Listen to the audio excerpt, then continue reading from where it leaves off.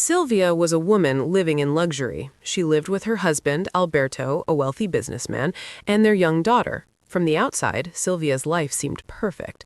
All her needs were met and all her desires were easily accessible. However, beneath all that, her life wasn't as idyllic as she imagined. Her days felt boring. Alberto was too busy with his work, often away from home, and Silvia felt alone. Silvia's routine never changed, taking her children to school, going to a cafe, returning home, or visiting friends, until one day a small incident occurred. While drinking coffee, Silvia accidentally brushed her hand against a man sitting next to her.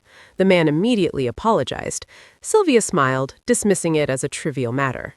Although she was often alone, Silvia was occasionally invited to accompany Alberto to meet clients out of town, but this didn't change anything. She still felt lonely. A few days later, while Silvia was walking alone, she ran into the man she'd been at the cafe with a few days earlier. They became acquainted. His name was Aloisi, younger, around 30 years old. Before parting ways, Aloisi gave Silvia his business card. Initially, Silvia didn't think much of it, but curiosity slowly grew. Until one day, Silvia contacted Aloisi and visited his apartment.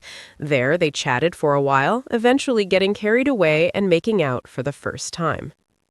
From then on, their relationship spiraled out of control. They often saw each other, walked together, laughed together, but unbeknownst to them, someone was following and recording their every moment. Afterward, Aloisi and Silvia went to the beach, found an empty cottage, and started making out again. At that point, Silvia began to feel guilty for betraying her family. Silvia asked Aloisi to keep his distance. She tried to end things and forget about him, but Aloisi didn't want to lose her.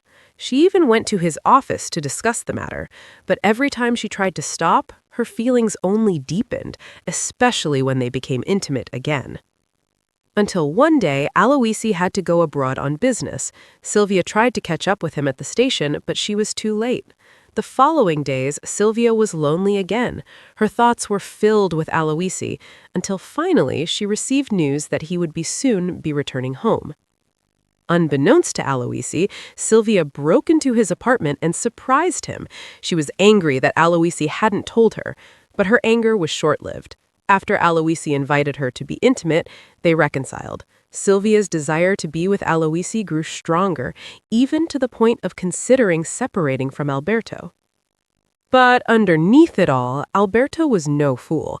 Alberto knew everything. All this time, he had his men spy on Silvia and record every move of hers, who she met and what she did behind his back. Until one day, Alberto deliberately left the house. He allowed Silvia and Aloisi to meet in his own home, and that's when Alberto appeared and killed Aloisi. Silvia couldn't do much. She just cried and was terrified.